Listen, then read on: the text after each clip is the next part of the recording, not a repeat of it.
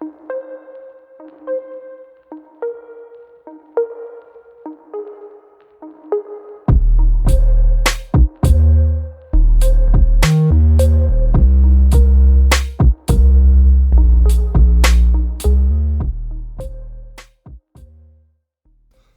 guys, welcome back to the channel. So, I had a bit of a problem with the Mondeo. Was driving beautifully for weeks and weeks and weeks. All of a sudden started getting random misfires, started to get like some weird codes and things. So I had it up for a week and I've been pulling it apart looking for boost leaks, because that was the first thing that it was sort of indicating. I found a couple of little things that could have been problematic, fixed those along the way. Unfortunately, it hasn't made the problem go away.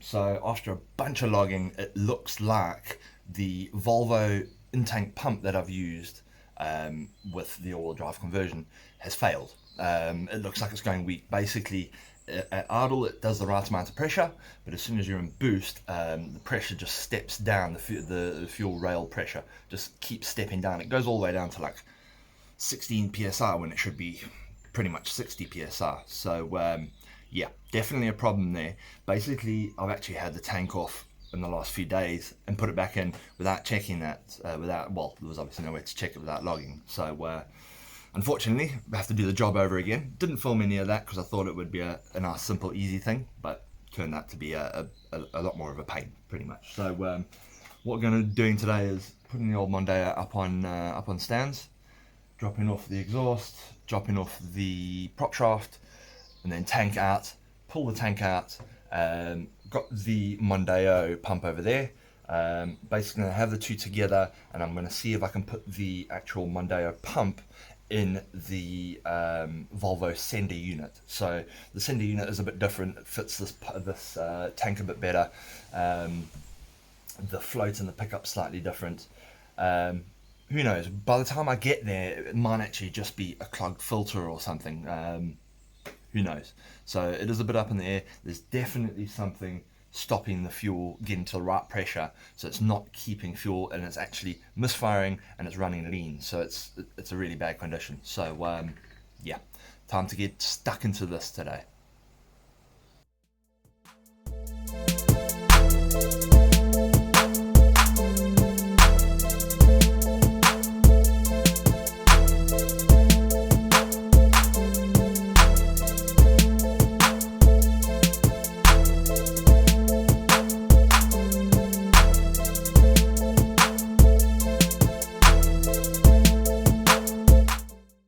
Right guys, welcome to the underside of the Mondeo. Now, just for sorry about that, just for any of you guys who are new here, just give you a quick look underneath. Basically, got the diff up here, we're on the back here, so got the diff up here in the Volvo subframe. Got my exhaust, my custom exhaust that I've wrapped, and then the prop shaft going under there. Now, that big silver thing that you can see that goes around the diff, that is the petrol tank. So what I've got to do, I've got to drop off the exhaust first, then the prop shaft, then this will come out over the diff. It's a bit of a pain, but it needs to be done. So yeah, a couple of hours I reckon, at least, maybe 2 or 3 hours. Get it out, get it in, and then give it a try. So let's join me along for the ride.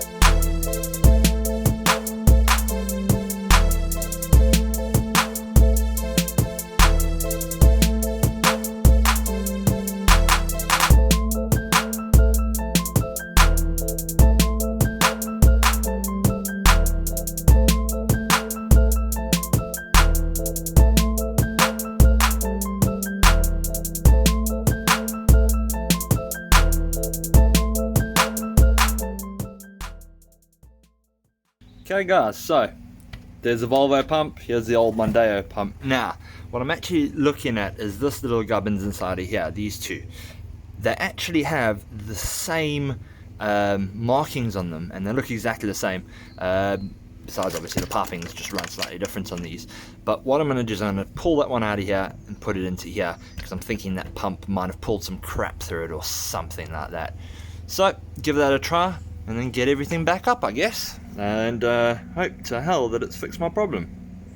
Right guys, as you can see here, I've got two pumps in my hand. Now, this is the old Volvo one. I don't know if you can see those markings on there. It says 230C0911M is what it says. Yeah, so that's what that was on the Volvo. Now, the one at the Mondeo is this one. It says 230, which I'm imagining is the litres per hour, and it's CO9207M, which is a different number. Now, I'm not sure if that would maybe be a batch number or if that's a serial number, but yeah. So that was a pain in the ass. Had to basically break the Mondeo sender unit to get this bastard out, but it is exactly the same thing. Same dimensions, same everything. So basically got to put this back in the Volvo sender unit, solder it back on, get a couple more parts in there, and then it should be done. So then it'll be reassembly, which is always the fun part. Right guys, so I've skipped out a couple of steps. Basically got the pump in to the tank, laid it on the floor, put a bit of petrol in, tested it, it ran. Seems to have about the same idle pressure. Revved it just a little bit, can't really tell if it makes any difference because there's no load in the engine. So put the tank in, got the prop shaft up at the moment, just need to stick the exhaust back in and then have a shower and go for a test drive. So things seem to be going alright. That other pump, the filter, the little sock filter that sits on it, dirty as hell, like the dirtiest I've ever seen. So I'm thinking maybe some crap has gone through that old pump, and that might be the problem. Fingers crossed this is what it is, because I really can't be dropping off this tank again if it's something else or if it's a control module or something. But yeah, let's give it a try. Close the window quick. Right guys, so yeah, just been out for a little test, run some logs. I'm gonna go home and check the data and everything, but first impressions is it's fine. So it obviously had either sucked up some crap through that pump, or that filter was just too clogged. I mean, it was horrible. It was like a used tea bag. It was freaking terrible. But yeah, I'm gonna go home, check the data logs again. But wide open throttle in 4th gear seems fine now. So I'm really happy. Yeah.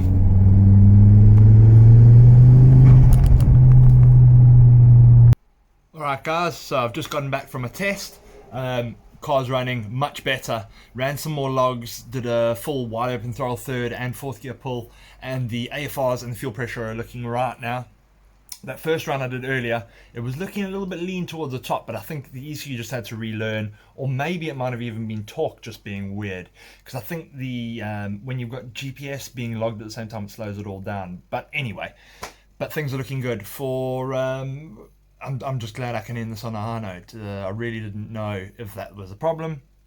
First pump I've ever heard of fail. Really glad I got it done. Managed to do it in a day once I figured out what was wrong with it. So yeah, thanks for bearing with me. Hopefully you're enjoying it. Next video, I'm going to try and do a couple more 0-60 tests, because I got some new shoes on it, some better tires. So yeah, I think we're going to do that the next time around. As always, thanks for bearing with me. Thanks for subscribing. Leave us a like, drop a comment, and catch you on the socials.